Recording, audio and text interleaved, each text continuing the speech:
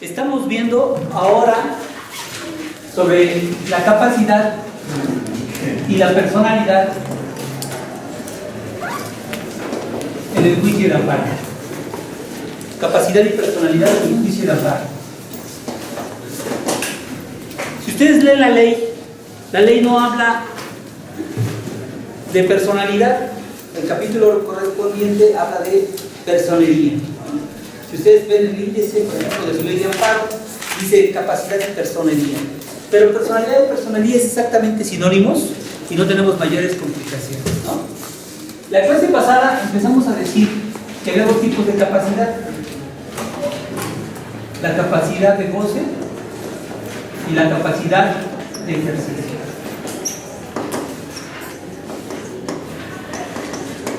La capacidad de goce dijimos que era la actitud, o bueno, si no lo dijimos, lo decimos, la actitud de ser sujeto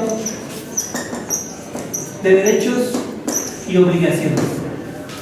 En eso consiste en esencia la capacidad de goce, que podamos ser sujetos de derechos y obligaciones. Y en la capacidad de ejercicio es la actitud de poder ejercer esos derechos y obligaciones de manera personal.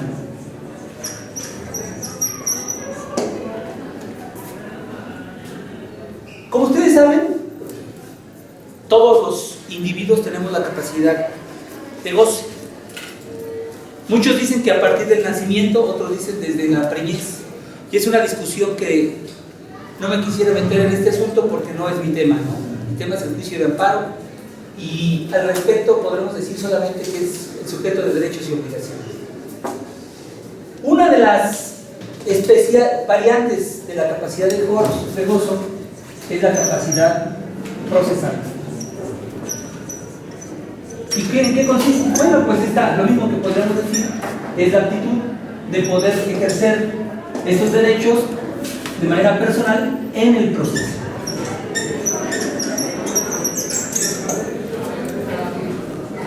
Entonces, no hay ningún tipo de problema porque esta capacidad procesal es una especie del género que es la capacidad de ejercicio. ¿Estamos?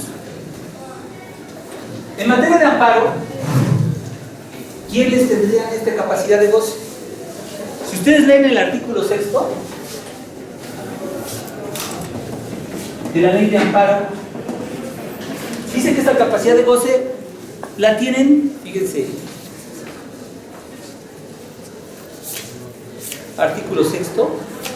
El juicio de amparo puede promoverse por la persona física o moral que afecte la norma general o el acto reclamado. O sea, todos tenemos esa capacidad de goce y entre ellas, o sea, no lo definen solamente que la ley de amparo, que la capacidad de goce está en este artículo, no, sino lo que yo trato de decir es que dentro de nuestra capacidad de goce, de ser sujeto de derechos y obligaciones, está el artículo 6, que nos da la facultad para ejercer el juicio de amparo, promover el juicio de amparo, cualquier persona física o moral que le afecte la norma general o el acto reclamado. ¿De acuerdo? Así dice el artículo 6. Persona física o moral a quien afecte la norma general o el acto reclamado. ¿De acuerdo? Entonces, todos los sujetos de derechos y obligaciones que tengan esta capacidad de goce, pues tendrían dentro de esas facultades la capacidad de promover el juicio de amparo, siempre y cuando haya una norma general o un acto reclamado que le afecte. Hasta ahí creo que no tendremos ninguna complicación. ¿De acuerdo? ¿Qué pasa con la capacidad de ejercicio? Hemos dicho que dentro de esto, de manera específica, está la capacidad procesal, que es esa actitud de poder ejercer esos derechos y obligaciones en el proceso. ¿Quiénes tendrán esa facultad? En términos generales, ¿quiénes tendrán cualquier juicio que no sea el juicio de amparo? ¿Quiénes tendrán esa capacidad para esta capacidad procesal?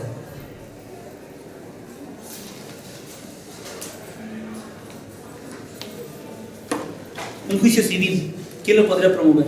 Quien sea titular de un derecho. un menor de edad por su propio derecho, en lo personal? ¿Un menor puede ir a un juicio por propio derecho? A través de su representante legal, ¿no? Y su representante legal quien ejerce la patria potestad, ¿estamos de acuerdo?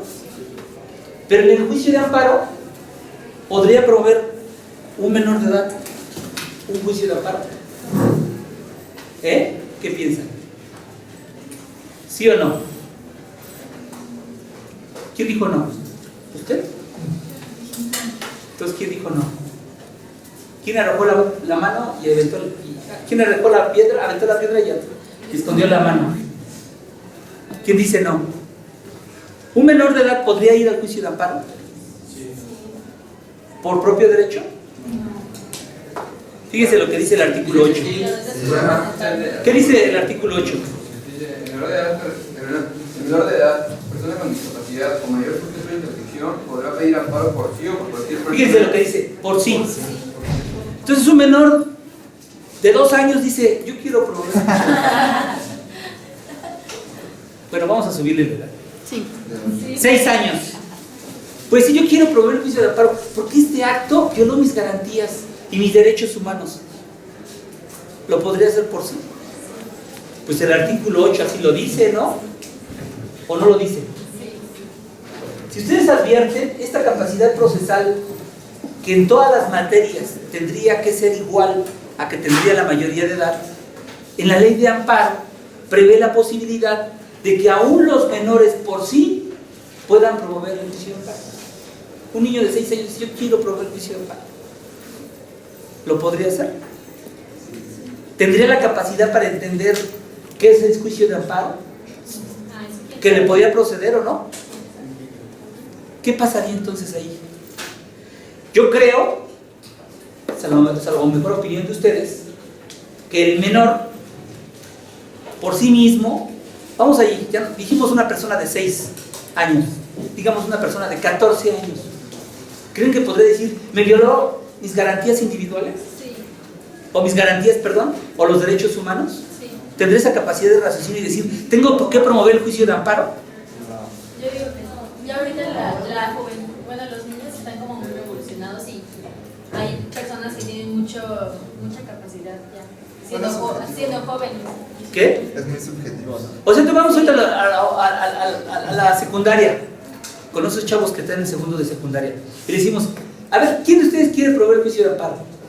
A lo mejor Es que- no lo saben en sí como que Es que- promoverlo, pero algo de saber que algo les hace daño. Ajá, Pueden tienen la idea reclamarlo. de que es injusto y que va en contra de sus Exacto. derechos. Ajá. Aparte puede que un joven promedio no lo sepa, pero un joven que tenga una capacidad intelectual muy avanzada. Como una hija o un hijo de juez, ¿no? O sea, porque lo ven. Pues sí, o no creen ustedes que cuando vaya el juez a revisar alguna sentencia o algún asunto en su casa, le va a decir a su hija de 6 años, ¿qué estás haciendo? Y entonces le va a decir, es que estoy revisando una sentencia de amparo. ¿Y qué es eso?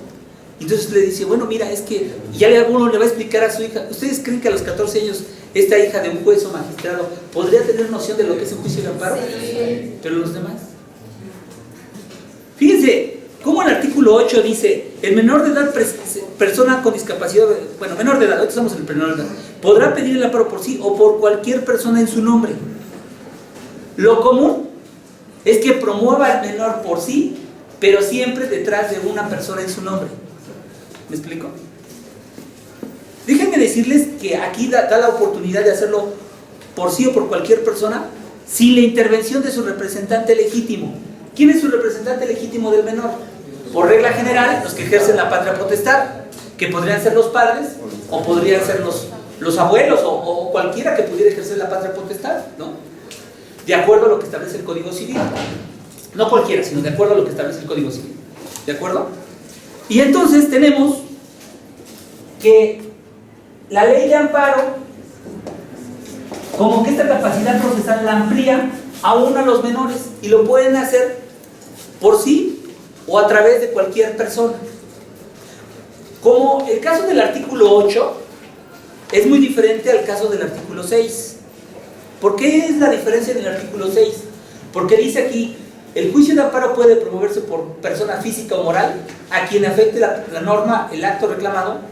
Dice, el quejoso podrá hacerlo por sí, por su representante legal o por su apoderado. Advierten que en el artículo 6 prevé la posibilidad de que las personas físicas menores puedan ejercer el juicio, promover el juicio de amparo, pero tiene que ser a través de su representante legal, que normalmente es el que ejerce la patria potestad.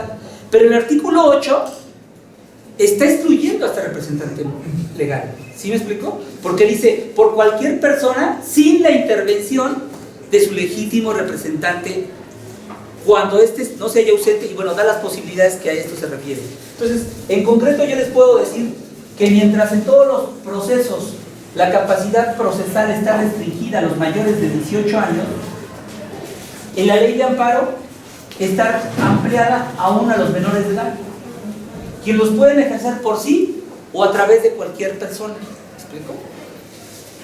Entendiendo estos conceptos de capacidad procesal, podremos entender entonces que si dijimos que la ley de amparo puede promoverse por cualquier persona física, por cualquier persona moral o cualquier persona moral oficial o pública,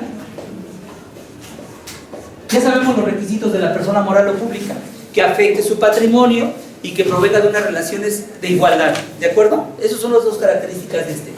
La persona física puede promoverlo por sí. La persona física también lo puede poner por el apoderado. También lo puede poner por su representante. Pero cuando se actúa con su representante, necesariamente tiene que ser una persona que no tenga su capacidad de ejercicio. ¿Me explico? Porque estamos hablando de una persona física. ¿Me explico? ¿Sí vamos entendiéndola? Y así dice el artículo 6. La persona física dice, el quejoso podrá hacerlo por sí, por su representante legal o por su apoderado o por cualquier persona en los casos previstos por la ley. Por cualquier persona. Pero esta cualquier persona dice en el caso previsto por la ley. ¿Cuál es este caso previsto por la ley? Si ustedes van al artículo 15, dice: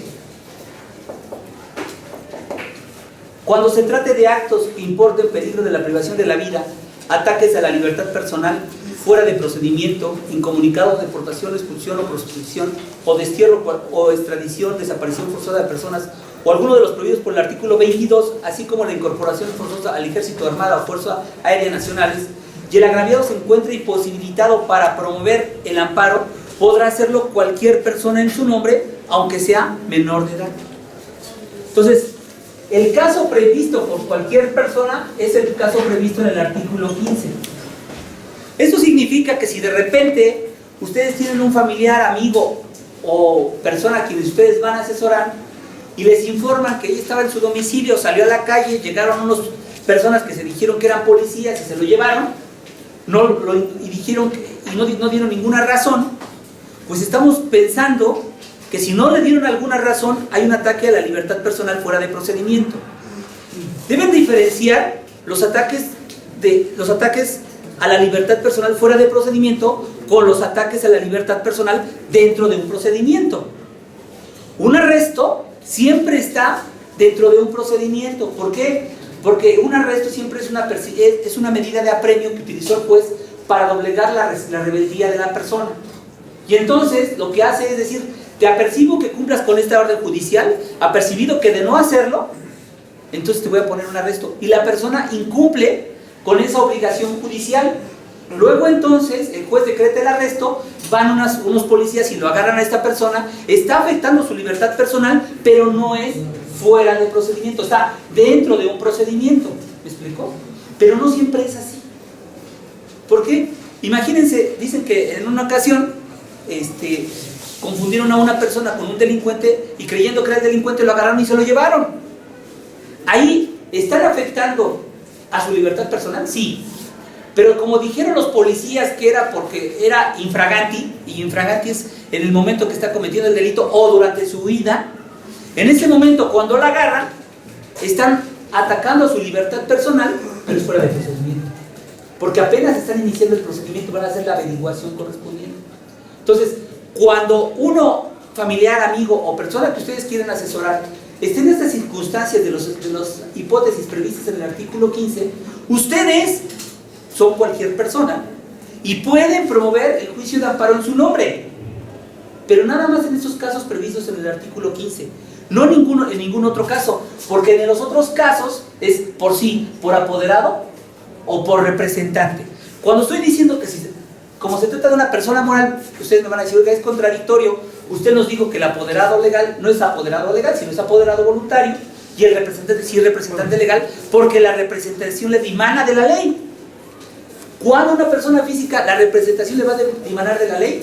Precisamente cuando la persona física podría ser un menor de edad o una persona con discapacidad. Entonces, esta representación va a ser siempre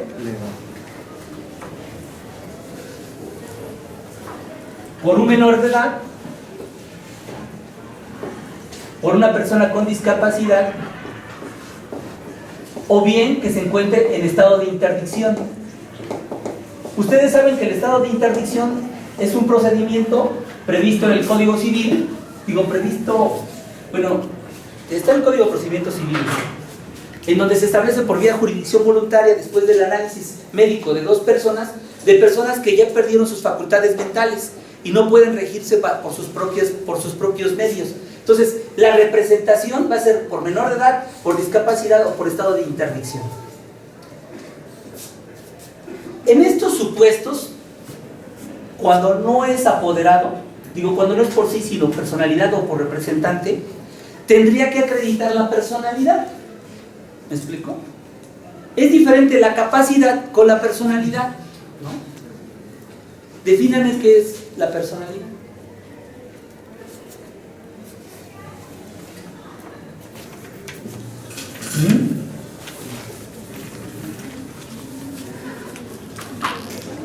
¿No dicen las chicas, este muchacho tiene personalidad? O este artista tiene mucha personalidad. ¿O no dicen así? La personalidad es un término que tiene diferentes significados. Porque cada uno de nosotros, no me digan que no tiene personalidad, ¿no? Cualquiera tiene personalidad. ¿Y cuáles son su personalidad? Pues son esas características que lo definen y lo diferencian de los demás. ¿Me explico? Cada uno va tomando sus decisiones y al momento de que va tomando sus decisiones se va formando una personalidad. ¿Sí me explico? Pero no es la personalidad a la que se refiere precisamente la ley, sino es una personalidad procesal de la que estaríamos hablando.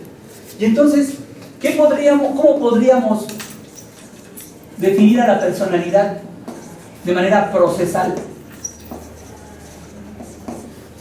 para no tener equívocos? Pues bueno, podríamos decir de qué lado estoy, ¿no? Porque cuando el juez le pregunta, oye, ¿tiene personalidad? ¿A qué se refiere? A que si está autorizado. Bueno, si está autorizado o si acredita con los documentos tener facultades para representar a otro, ¿no? Pero a la inversa, cuando dicen, oye, es que este tiene personalidad, ¿no es cuando se lo reconoció el juez? Entonces, ¿cómo podremos entonces definir a la personalidad? ¿Se dan cuenta que es diferente a la capacidad? O sea, la capacidad de ejercicio y la personalidad. Entonces, la personalidad podremos definirlo como el conjunto de elementos que permiten a una persona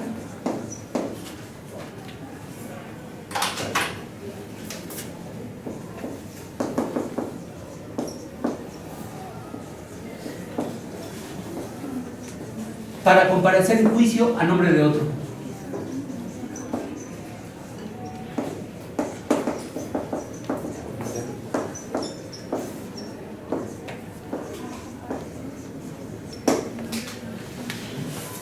¿Qué elementos pueden ser? Pues puede ser un acta de nacimiento, con eso puedo acreditar la patria potestad. Puede ser el poder, ¿no? Y el poder, el mandato puede ser notarial, puede ser una carta poder, ¿o no? Puede ser una copia certificada de un juzgado, ¿o no? Déjenme decirles que a pesar de que la ley dice estas tres características, por sí, por apoderado, por representante o por cualquier persona en términos del artículo 15, podríamos agregar a una más, que es, no sé si ustedes conocen que el artículo 112 del Código de Procedimientos Civiles para el Distrito Federal establece que las personas pueden establecer a una persona para autorizar a otra en nombre de él y puede promover. Entonces, él pudiera, ¿es un apoderado? Déjenme decirles que muchos litigantes consideran que la persona que está autorizada en términos del artículo 112 del Código de Procedimientos Civiles lo consideran como un mandatario judicial. Y si ustedes se van al Código Civil, está definido lo que debe de ser un mandatario judicial, y el mandatario judicial es aquella persona que le otorgan un poder frente al juez y con testigos. Pero el autorizado no necesita esos testigos, basta con que la persona que promueva al escrito como actor, como demandado, como tercero interesado, como tercero llamado a juicio, lo autorice para oír y recibir notificaciones en términos amplios previstos en el artículo 112 del Código de Procedimientos Civiles para el Distrito Federal, para que se considere que puede promover incluso el amparo, pero no es mandatario judicial. O sea, muchos abogados cometen este error diciendo que el autorizado en términos del artículo 112 es un mandatario judicial. Esto es un error. En realidad es un autorizado en términos del artículo 112. ¿Sí me explico? Por eso, no es apoderado, no es representante y no es cualquier persona. Aun cuando la ley no se establezca al autorizado, podemos considerarlo que puede actuar y promover el juicio de amparo en nombre y representación de su autorizante. ¿De acuerdo? Ahora, ¿qué pasa con las personas morales? Bueno, pues las personas morales también necesitan ser representados porque a veces no son tan morales, ¿verdad? Realmente lo que son jurídico-colectivas, ¿no? Y estas personas jurídico-colectivas pueden ser representados por, aquí vamos a agregarle al de persona moral, autorizados procesalmente, con facultades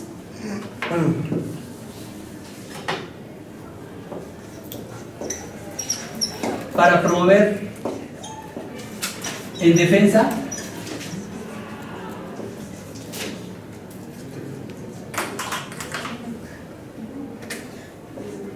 de su autorizante,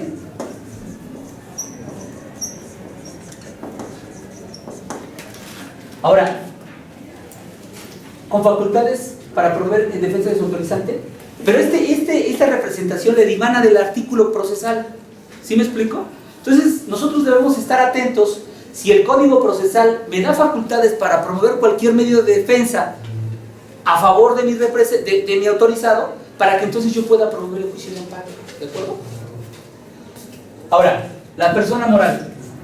La persona moral, pues podría ser a través de su representante legal, y el representante legal dijimos que de acuerdo a la ley de sociedades mercantiles es el gerente, es el administrador único, el presidente del consejo de administración y además por apoderado. Oiga, ¿y puede ser el autorizado? Sí, porque la autorización que dijimos acá arriba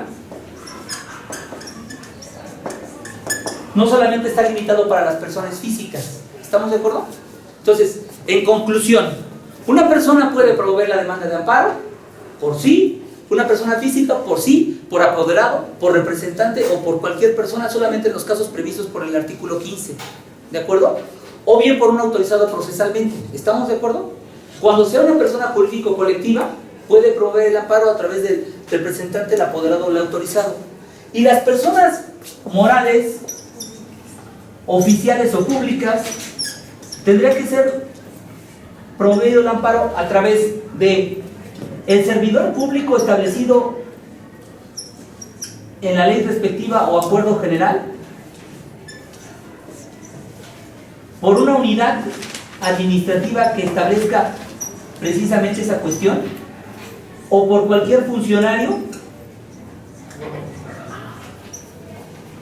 que establezca en la propia ley. Fíjense lo que dice el artículo 7. La federación, los estados, el Distrito Federal, los municipios o cualquier persona moral pública podrá solicitar amparo por conducto de sus servidores públicos o representantes que señalen las disposiciones aplicables cuando la norma general o automisión los afecte en su patrimonio respecto de las relaciones jurídicas en las que se encuentren en un plano de igualdad con los particulares. Las personas morales oficiales están exentas de prestar garantía que en esta ley se exige para las partes. ¿Cuál es la garantía que se le exige a estas partes cuando se otorga la suspensión? Cuando se otorga la suspensión se fija una garantía para responder a los daños y perjuicios que le pudiera afectar al tercero interesado. Pues cuando se trata de una persona moral, pública o oficial, no tendrá obligación de ofrecer la garantía correspondiente. ¿Estamos de acuerdo? Fíjense, entonces ya podremos decir que fíjense lo que dice, me falta aquí algo. El artículo 6, el segundo párrafo dice: cuando el acto reclamado derive de un procedimiento penal, podrá promoverlo además por conducto de su defensor o cualquier persona en los casos que esta ley lo permita. O sea, que también se permite, tratándose de un proceso penal, ¿a quién? Al defensor. Ahora, cuando el amparo es promovido por el apoderado o por el representante o por de la persona física o de la persona moral, necesariamente tendrá que acreditar su personalidad, o sea, este conjunto de elementos que le permitan comparecer al juicio en nombre y representación de otro. ¿Me explico? Entonces, necesariamente tendría que reunirse esos requisitos de cumplir la personalidad. La personalidad es un presupuesto procesal y en consecuencia es necesario que la persona que promueva la demanda de amparo tenga personalidad. Si lo hace por propio derecho, no es necesario acreditar este presupuesto procesal porque lo está haciendo por propio derecho, en ejercicio de su en cumplimiento de su capacidad de ejercicio. ¿Sí vamos explicándolo? Ya dijimos que inclusive el menor se amplió su capacidad de ejercicio. Un menor de edad lo puede hacer, así como ustedes lo escuchan, pero dice siempre por sí, dice, o por cualquier persona en su nombre. Lo que se ha visto en la práctica es que los abogados ponen la letra del niño de 6 años y a un lado el nombre de cualquier persona. Y el cualquier persona a veces es el abuelo, los que no tienen el ejercicio de la patria potestad, porque están en conflicto con él. ¿Me explico? Y ahorita lo vamos a analizar, ese tipo de circunstancias. Pero lo que sí me gustaría que quedara claro ahorita es que una de las cosas que tengo que que se tiene que acreditar con la demanda de amparo es la personalidad cuando no se promueve por propio derecho. Si yo lo hago por apoderado o lo hago por representante, tengo que acreditar mi personalidad. Si no acredito mi personalidad con la demanda, el juez lo que tiene que hacerme es prevenir, porque desde el inicio este presupuesto procesal de la personalidad tiene que estar cumplido. Entonces, viene una persona en representación de otro, no me acredita, no me exhibe documento anexo para acreditar su personalidad. Entonces, ¿qué es lo que hago yo como juez? Prevengo para que acredite su personalidad. Si él me dice, oye, esta personalidad la tengo acreditada porque ya me reconoció la autoridad responsable. Aquí podrán diferenciar dos cosas diferentes: cuando promueve de un juicio de amparo directo y cuando viene de un amparo indirecto. Esta personalidad, vamos a ir explicando esto.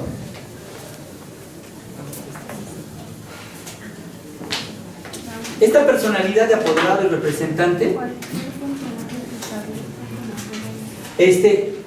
esta personalidad, ay, se me fue ¿qué les estaba explicando? Ah, sí.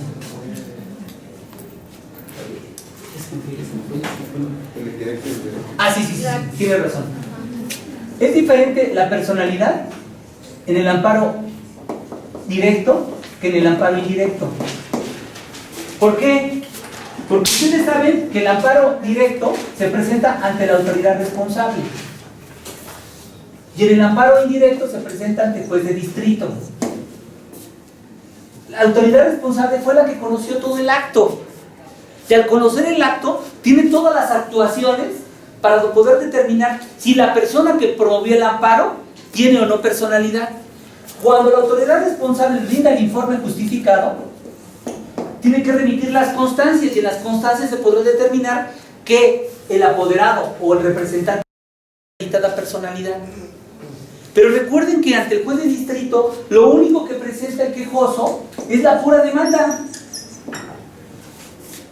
Como presenta la pura demanda, el juez de distrito no está en condiciones de determinar con la simple manifestación bajo protesta de decir verdad que tiene acreditada personalidad ante la autoridad responsable. ¿Qué es lo que va a hacer el juez? Prevenir, porque no tengo los elementos necesarios para poder determinar si tiene las facultades para representar a otro en el juicio. ¿Sí me explico? Entonces, por eso se entiende que debe ser diferente el reconocimiento de la personalidad. ¿Sí lo van entendiendo o no lo van entendiendo? Sí. Entonces, aquí, en el amparo directo, no es necesario que acredite la personalidad porque ya estuvo actuando en el juicio. Cuando inició en el juicio, tuvo que acreditar su personalidad, pero no la acredita una vez, al inicio. Y después ya lo único que sigue es con la personalidad que tengo debidamente reconocida y la autoridad responsable ya no le tendrá que pedir de nuevo porque el presupuesto procesal ya fue debidamente acreditado. ¿Sí me explico? ¿O no me explico? Sí. ¿Tiene alguna duda? ¿Usted? ¿Licenciado? ¿Le parece claro? Perfecto. Entonces, pero, ¿qué es lo que pasa? En el amparo indirecto es un presupuesto procesal que tiene que venirse con la demanda. Entonces, la demanda debe ser acompañada siempre con un documento que acredite personalidad. Oye, ¿y si no la tengo? Bueno, pues si no la tienes, dile que la pediste, copia certificada ante el juez para poder acreditar tu personalidad. ¿Y qué va a hacer el juez?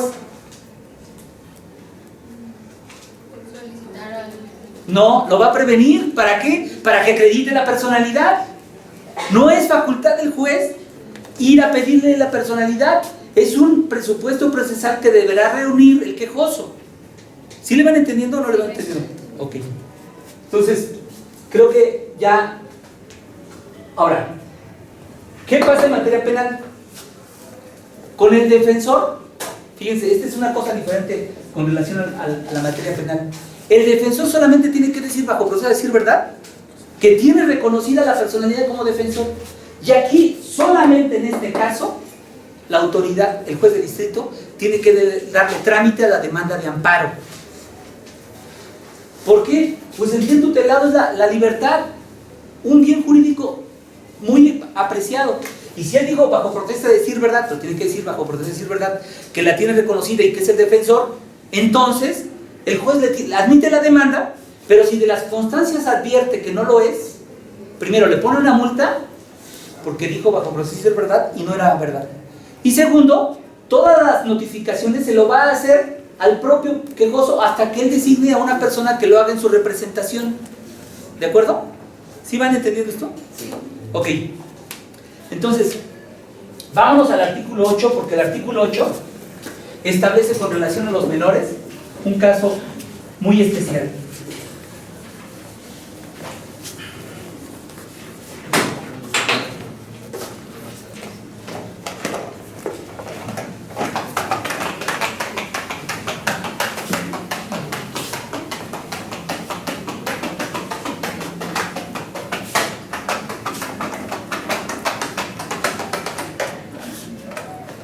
Cuando un menor, una persona con discapacidad, puede tener problemas para poder promover el amparo, o bien una persona que tiene estado de interdicción. Esta persona física, dijimos que puede ser un menor,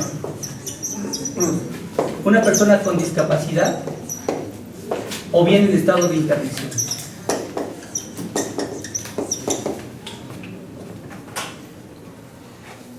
Fíjense lo que dice el artículo 8. El menor de edad, la persona con discapacidad o mayor sujeto a interdicción, podrá pedir el amparo por sí o por cualquier persona en su nombre sin la intervención de su legítimo representante.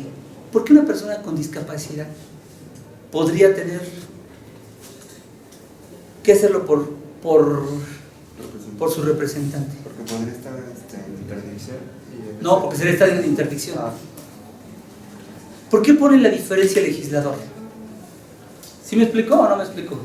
Hay dos personas diferentes. Aquí está hablando de dos personas diferentes. Una persona que está con discapacidad y otra persona que está en estado de interdicción. Cuando está en estado de interdicción, sus facultades mentales pues ya no le alcanza para poder responder de sus actos. ¿Me explico? Pero la discapacidad te quita esas facultades mentales. Fíjense que no, pero hay veces que esta discapacidad puede producir que no puedan promover el amparo. Hay personas que nada más tienen el puro habla o hablan a veces un poco mal, pero toda su capacidad mental la tienen. Pero por la enfermedad que a veces tienen, les imposibilita agarrar y firmar el escrito, pero sí saben lo que están haciendo. ¿Me explico? Entonces, por eso es que habla de esta diferencia. Se trata de un mayor que sí tiene capacidad mental, pero que sus condiciones físicas le impiden poder ejercer como persona natural, cualquier persona, como cualquier persona que no tiene discapacidad, ejercer el juicio de amparo. ¿Estamos de acuerdo? Ahora, dijimos que estas 3 personas que en términos procesales no tendrían su capacidad de ejercicio porque siempre lo tendrían que hacer por conducto de su representante, la ley de amparo los posibilita para que lo hagan ellos por sí o por cualquier persona. ¿De acuerdo? Pero tiene que cumplir ciertos requisitos. El primer requisito dice, obviamente sin la intervención de su legítimo representante.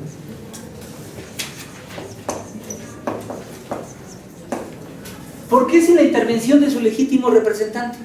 ¿Por qué? Y se imaginan sin la intervención. Porque si lo fuera por su representante, no estaría en la hipótesis del artículo 8, estaría en la hipótesis del artículo 6. Y no, lo único que tendría que hacer el representante es acreditar su representación con relación a estas personas. ¿Estamos de acuerdo? Entonces, dice, sin la intervención, cuando este representante, dice aquí, cuando este se encuentra ausente, se ignore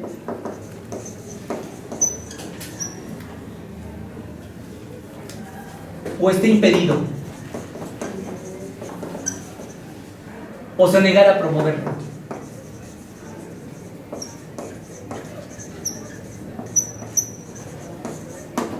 ¿Qué significan estos requisitos? Que si viene una persona menor de edad o por cualquier persona y no me dice en cuál de estos 4 requisitos está, ¿ustedes le admitirían la demanda perteneciendo a un juzgado de distrito? ¿No?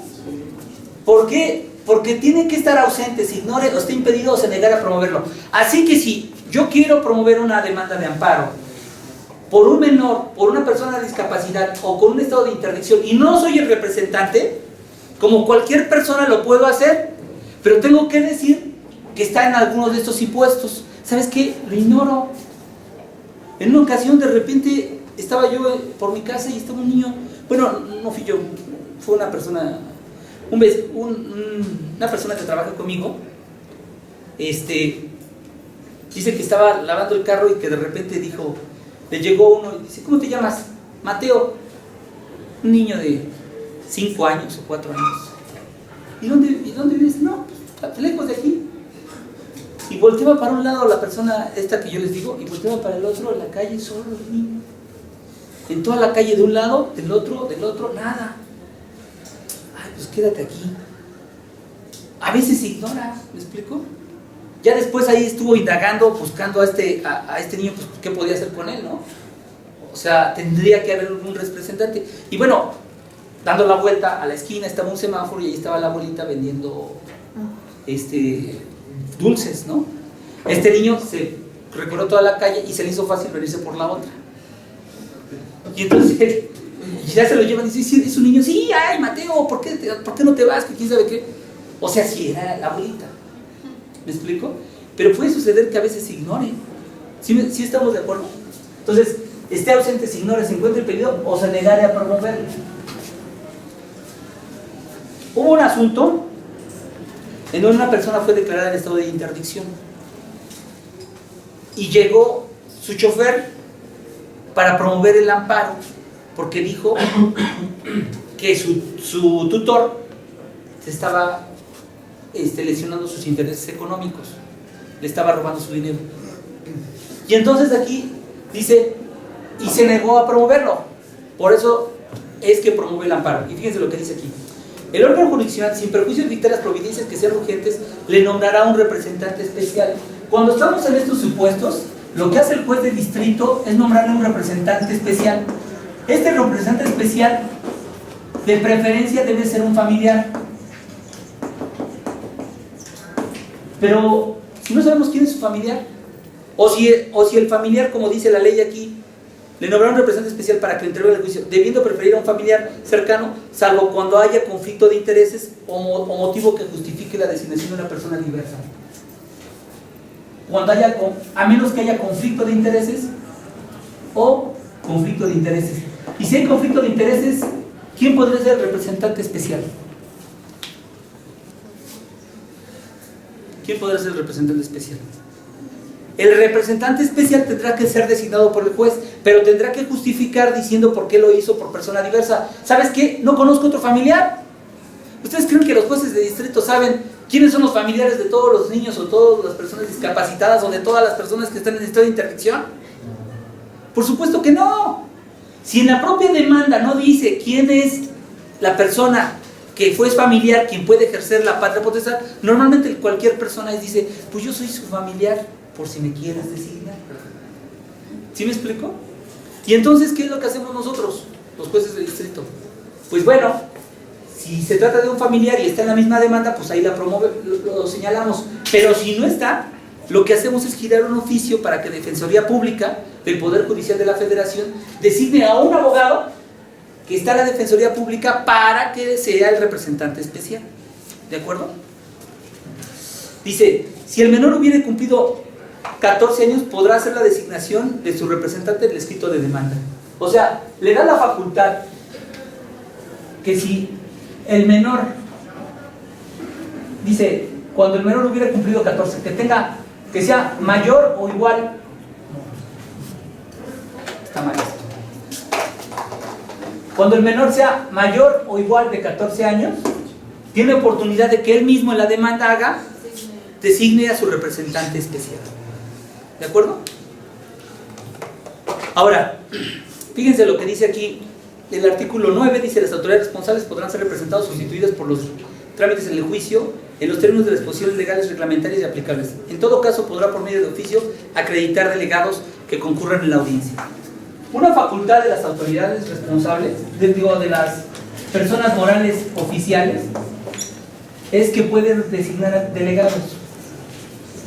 Esta designación de delegados es como una especie de autorizados en términos del artículo 12 de las personas físicas y de las personas morales. O sea, las personas físicas y las personas morales que no sean públicas tienen la oportunidad de designar autorizados en términos amplios previstos por el artículo 12 de la Ley de Amparo.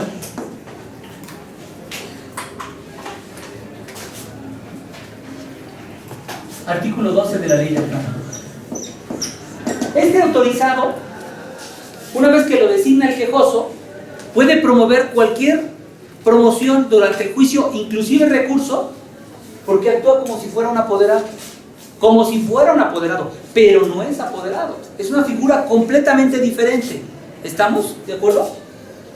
Entonces, la ley le permite, bueno, si los particulares van a tener la facultad de mencionar a un autorizado para que promueva en su nombre, para no tener que ir a cada rato a solicitar que se les ponga la firma para los escritos, entonces basta designar a un autorizado.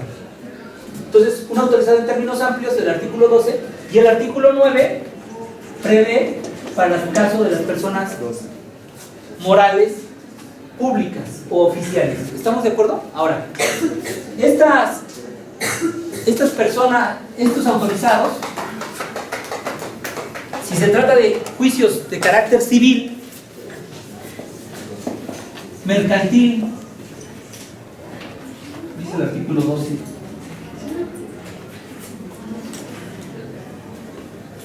civil, mercantil y laboral, pero laboral siempre y cuando sea la parte patronal, tendrán que acreditar que están autorizados para ejercer la licenciatura en Derecho. ¿Cuándo los autorizan? Cuando ustedes se titulen y tengan su cédula profesional, les van a decir se autoriza para ejercer la licenciatura en Derecho. ¿Sí me explico? Entonces, quiere decir que una persona que no tenga esta autorización no podría ser un autorizado en términos amplios para promover toda clase de recursos o medios de defensa durante el juicio. Vamos siéndole claros. Si quieren, de una vez lo leemos el 12. Dice: el quejoso y el tercero podrán autorizar para oír notificación en su nombre a cualquier persona con capacidad legal, quien quedará facultada para interponer los recursos que procedan, ofrecer y rendir pruebas, alegar en las audiencias, solicitar su suspensión o diferimiento, realizar cualquier acto que resulte ser necesario para la defensa de los derechos del autorizante, pero no podrán sustituir o delegar dichas facultades a un tercero. ¿Qué es lo que le está prohibido? Lo que le está prohibido es que el autorizado no puede autorizar a otros. Es muy común que los litigantes son autorizados y dicen: vengo a autorizar a otros. Oye, pues lee la ley de amparo. ¿Por qué no lees la ley de amparo? Porque hay veces que no, la gente no lee la ley de amparo. Y después dice aquí: en las materias civil, mercantil, laboral, tratándose de patrón o administrativa, la persona autorizada deberá encontrarse legalmente autorizada para ejercer la profesión de licenciado en Derecho o abogado, y deberá proporcionar los datos correspondientes en el escrito que otorgue dicha autorización. ¿Qué tengo que hacer al momento de que ya soy licenciado en Derecho con cédula profesional y con título y me quiero autorizar en términos amplios? Me pongo el número de cédula profesional. Pero ¿qué es lo que hace regularmente el abogado litigante? El abogado litigante va a cualquier juzgado o cualquier tribunal y registra su cédula profesional, y entonces, como ya todo está más computarizado, entonces con un solo registro que haga en un juzgado es suficiente para que en toda la República sepan que ya está autorizado, porque se lleva a una base de datos en donde ya se registra la cédula profesional de la persona, y entonces nada más dice: mira, ya estoy registrado, ya me registré y mi cédula profesional es pero tiene que dar los elementos para saber si cumple con este requisito, ¿de acuerdo? Sin embargo, las personas podrán designar personas solamente para ir notificaciones sin ponerse de los autos a cualquier persona con capacidad legal, quien no gozará de las demás facultades que se refiere a este artículo. O sea, si yo no estoy autorizado para ejercer la licenciatura en Derecho, me puedo autorizar para oír y recibir notificaciones. Dice aquí: con capacidad legal, quien no gozará de las demás facultades, a que se refiere el párrafo anterior. Solamente para oír notificaciones e imponerse de los autos. ¿Estamos de acuerdo? Bueno, entonces, en el caso de las personas morales, hay un caso muy especial, que es el presidente de la República. El presidente de la República puede ser representado por el consejero jurídico, por el procurador general de la República o por el secretario de Estado que corresponda al ramo. Eso está previsto en el segundo párrafo del artículo 9. Fíjense lo que dice aquí. El presidente será representado en los términos que señale el acuerdo general que expide y publique el Diario Oficial de la Federación. Dicha representación podrá recaer en el propio consejero jurídico, en el Procurador General de la República o en los secretarios de Estado, a quienes en caso corresponde el asunto en términos de las leyes orgánicas y reglamentarias aplicables. Los reglamentos interiores correspondientes señalarán las unidades administrativas que recaerá la citada representación. En el citado acuerdo general se señalará el mecanismo necesario para determinar la representación de los casos no previstos en los mismos. Ustedes adviertan esto. ¿Cuándo podremos designar al presidente de la República? Pues lo lógico es que solamente cuando haya actuado en la formación de una norma general, un reglamento o parte de una misma ley, porque la ley tiene participación en el Ejecutivo. Me explico, el presidente de la República. Ningún caso tiene que ustedes designen al presidente de la República para una clausura de la tiendita de Patitos S.A. o la rancherita. ¿Pero por qué? Bueno, es que me clausuraron y es materia administrativa, y entonces ponen todos los conocimientos que hicieron en derecho administrativo y dicen: no, es que sí tiene tal injerencia. No sirve para nada. Bueno, lo que quiero decir es que resulta improcedente que puedan ustedes designar a un presidente de la República tratándose de una clausura, porque él no tuvo relación en la clausura, a menos que haya participado en el reglamento o la ley que motivó y originó la clausura. Eso sí puede ser. porque pueden reclamar la inconstitucionalidad de esa norma general en donde tuvo participación del presidente de la República. ¿De acuerdo? Bueno, entonces, seguimos con lo que decía la ley. Después dice, los órganos legislativos federales de los estados del Distrito Federal, así como los gobernadores y jefes de gobierno, procurador general de la República, entidades titulares, dependencias administrativas, podrán ser sustituidos por servidores públicos a quienes las leyes y los reglamentos que les rijan otorgan esa atribución, o bien por conducto de los titulares de sus respectivas oficinas de asuntos públicos. Cuando los responsables sean uno o varias personas particulares, en los demás términos establecidos en la presente ley, podrán comparecer por sí mismos o por conducto de su representante legal o por conducto de su apoderado. Si, por ejemplo, se trata de... Bueno, este no es el caso, mejor se los digo después para no confundirlos en otra cosa. Dice el artículo 10, la representación del quejoso y del tercero interesado se acreditará en términos de lo previsto en la ley, en esta ley. Y después dice abajo, en los casos no previstos, la personalidad del juicio se justificará en la misma forma que determine la ley. Bueno, si llegan a un poder notarial, pues claro que se los van a reconocer, ¿me explico? Porque es la forma en cómo se acreditan normalmente las cosas. Ahora, si lo tienen acreditado, dice aquí, si no, de acuerdo al Código Federal de Procedimientos Civiles, y después dice, cuando quien comparezca en el juicio de amparo indirecto en nombre del quejoso o del tercero afirme tener reconocida su representación ante la autoridad responsable, le será admitida siempre que lo acredite con las constancias respectivas. ¿Sí entienden esto? Ya lo hemos explicado. O sea, si no exhibe las copias certificadas correspondientes, pues no pasa. Lo que pasa es que ya les di toda la capacidad y toda la personalidad. Entonces quiero ver qué es lo que se me pasó y por eso lo estoy leyendo rápidamente y explicarles las partes que se me hayan pasado. ¿De acuerdo? Para tener este punto concluido, el de capacidad y personalidad. ¿De acuerdo? El siguiente tema que vamos a ver son causales de improcedencia. Y eso va a estar también muy interesante. Dice, en el amparo directo podrá justificarse con la acreditación que tenga en el juicio de que emane la resolución reclamada. Eso ya se los expliqué. ¿De acuerdo? La autoridad responsable que reciba la demanda expresará en el informe justificado si el promovente tiene el carácter con que se ostenta.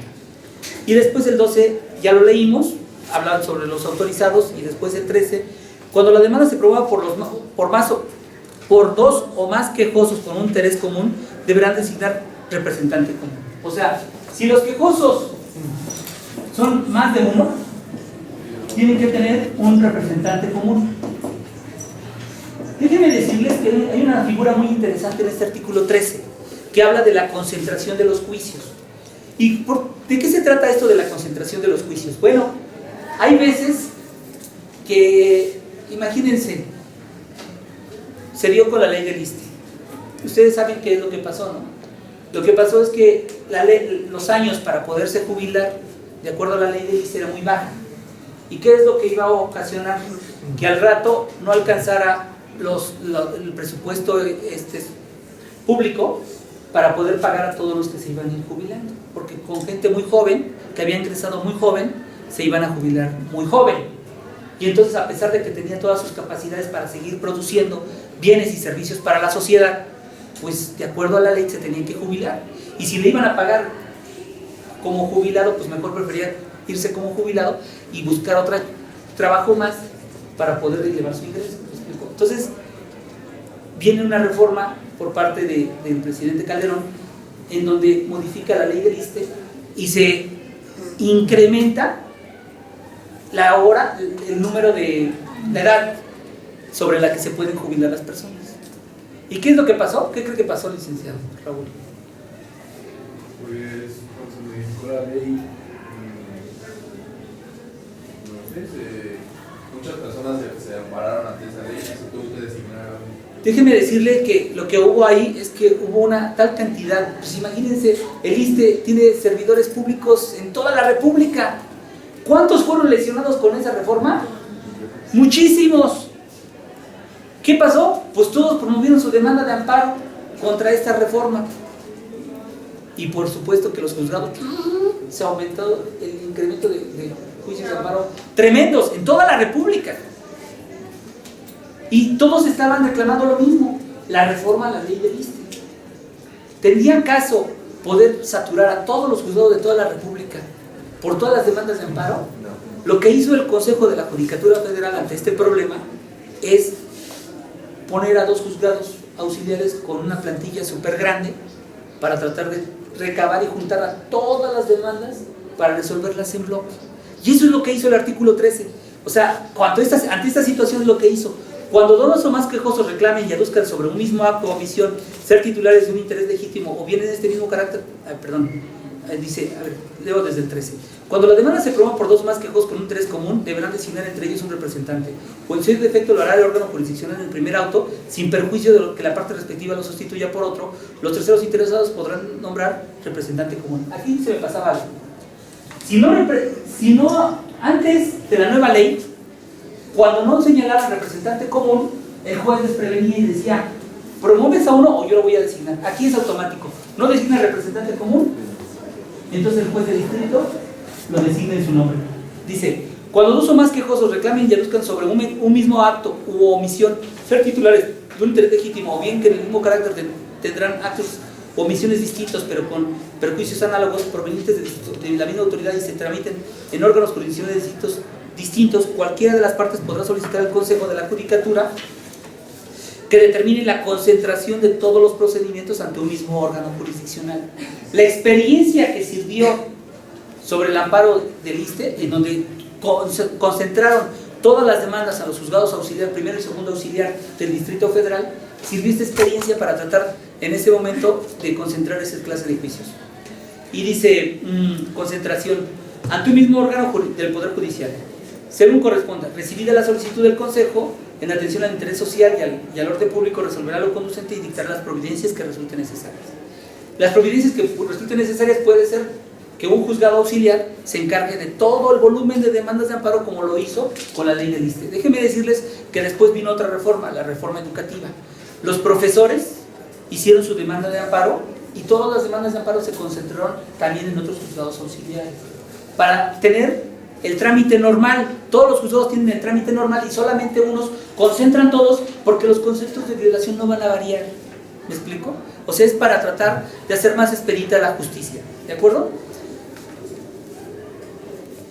Dice, para el trámite de la demanda de amparo indirecto en material penal, bastará que el defensor manifieste bajo pruebas, es decir, verdad, tener tal carácter. En este caso, la autoridad ante quien se presente la demanda pedirá al juez o tribunal que conozca del asunto que le remita la certificación correspondiente. Si el promovente del juicio posteriormente carece del carácter con que se ostentó, el órgano le impondrá una multa. Y al momento de realizar la conducta sancionada, y ordenará la ratificación de la demanda del agraviado dentro de un término de 3 días. Sí me faltó decir esto. O sea, si el defensor no acredita la personalidad, el juez tiene que mandar a ratificar la demanda, pero después viene la parte que yo les comenté. Al ratificarse la demanda, se tramitará el juicio, entendiéndose las diligencias directamente con el agraviado, siempre en presencia de su defensor, ya sea de oficio o el designado por él, mientras no se constituya representante dentro del juicio de amparo. De lo contrario, la demanda se tendrá por no puesta y quedará sin efectos las providencias dictadas en el expediente principal y en el incidente de suspensión. Fíjense aquí que utiliza la palabra se tendrá por no interpuesta. Antes, en la ley anterior, cuando no se cumplía con una prevención, se decía que se tendría por no interpuesta. Y ahora con la ley nueva se tiene por no presentada. Y en esta parte dice que se tenga por no interpuesta. ¿Cuál es la diferencia por no interpuesta y por no presentada? Quizás por cuestión de palabras, pero es el mismo efecto. Pero sin embargo, si pertenecemos a un juzgado de distrito y estamos en este supuesto, tendremos que decir en este supuesto por no interpuesta, en los demás por no presentada, ¿de acuerdo? Y luego dice el 15, cuando se trate de actos que importen, esto ya lo vimos, pero lo que sí me gustaría ver es este artículo 15. Ya vemos que este artículo 15 es el que único que permite que la demanda de amparo sea promovida por cualquier persona. Si es por cualquier persona, aquí no tiene que acreditar ninguna personalidad, porque no se está ostentando como representante o como mandatario o como apoderado. Simplemente dice, yo, fulano de tal, en nombre de X, promuevo en términos del artículo 15 una demanda de amparo. Pero esta demanda de amparo es algo especial. Este es el punto que me gustaría tratar. Esta demanda de amparo, prevista en el artículo 15, es la única que se promueve por cualquier persona. No requiere por cualquier persona y por lo mismo no requiere acreditar personalidad.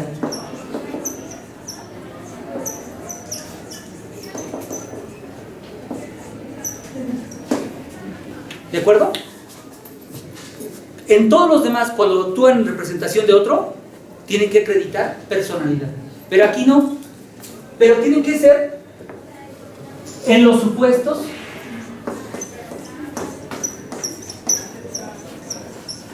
del artículo 15. No puede ser en otro supuesto más. Solamente en estos supuestos puede hacerse. Están repetidos en el artículo 15, ¿no? Ya les dije, ataques que importen privación de la vida, ataques a la libertad personal, todos los que están aquí enunciados. Déjenme decirles que era muy característico en materia penal decir que reclamaban los actos de incomunicación.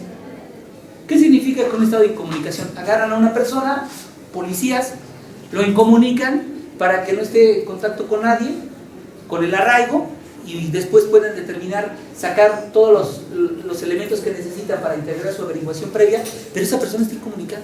Y aquí el artículo prohíbe los ataques a la libertad personal fuera de procedimiento. Entonces, bastaba con decir, ¿sabes qué? Ataques a la libertad, no sabemos por qué se lo llevaron, no hay juicio, es una persona de lo más linda, bueno, no, es una persona que cumple con sus impuestos, siempre cumple con sus obligaciones, ya saben, ¿no? Todas esas cuestiones que uno, de una persona que es una persona muy respetada públicamente, ¿no? ¿Y saben qué? Llegó la policía y se lo llevó. Esto puede suceder, ¿eh? Cualquier persona respetable puede ser materia de confusión y puede estar en un estado de incomunicación o ataques a esta libertad personal fuera de procedimiento. Ustedes pueden, si lo quieren, promover un juicio de amparo en nombre de esa persona. ¿De acuerdo? Pero siempre y cuando sean de estas cosas. Y luego dicen, podrá hacerlo cualquier persona en nombre, aunque sea menor de edad. Fíjense, aunque sea un menor de edad lo puede hacer. En estos casos, el órgano jurisdiccional decretará la suspensión de los actos reclamados y dictará todas las medidas necesarias para lograr la comparecencia del agraviado. Fíjense, aquí hay una parte que a mí me parece que existe una incongruencia. Bueno, no incongruencia, perdón. Me parece que debe tratarse con cierto cuidado. Dice que cuando está en estos supuestos, el juez de distrito hace dos cosas. Primero, dice, decretará la suspensión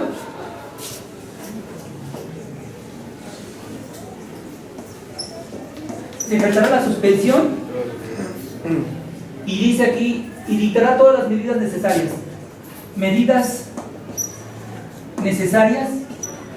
dice aquí, para lograr la comparecencia del agraviado.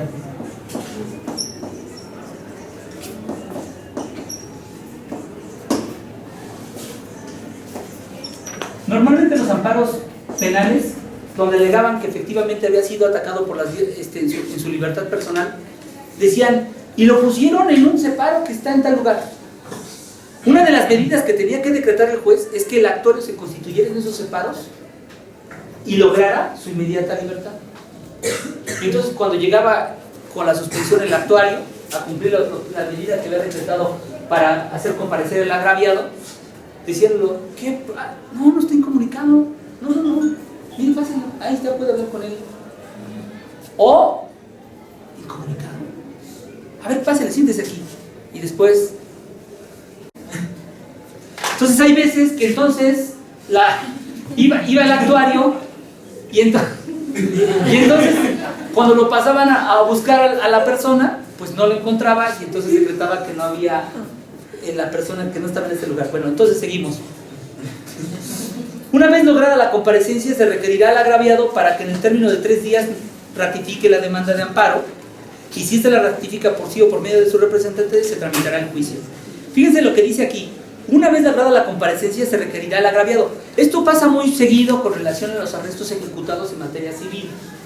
Decretan el arresto de la persona y dicen, son 36 horas. ¿Y qué es lo que hace el abogado? Promueve en representación de él.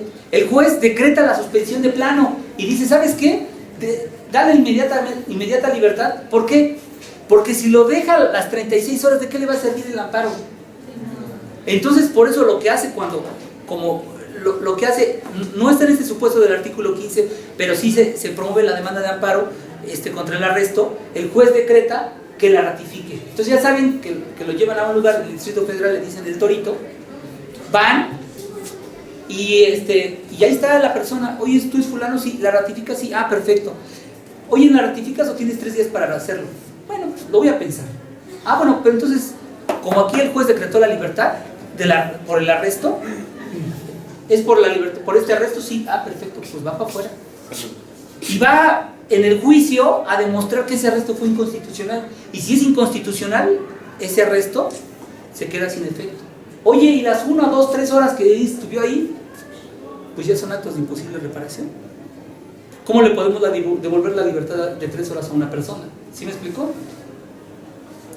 Supongamos, esto también sucede en materia administrativa, con el famoso alcoholímetro, ¿no? Con el famoso alcoholímetro, una persona que conduce con estado de ebriedad, lo captan, le ponen un arresto administrativo y lo que hacen es promover un amparo.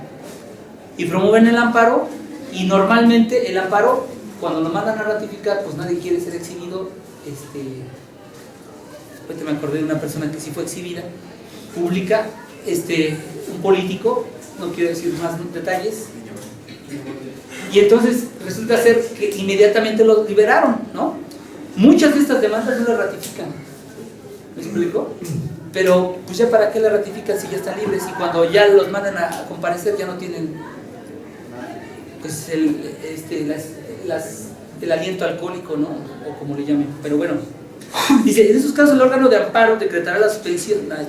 Una vez lograda la comparecencia, se requerirá para que la ratifique.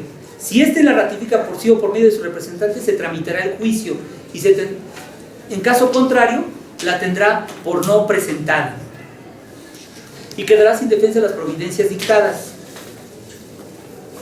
Bueno, les pido que lean el artículo 15 y el 16 y terminamos de ver esto la próxima clase.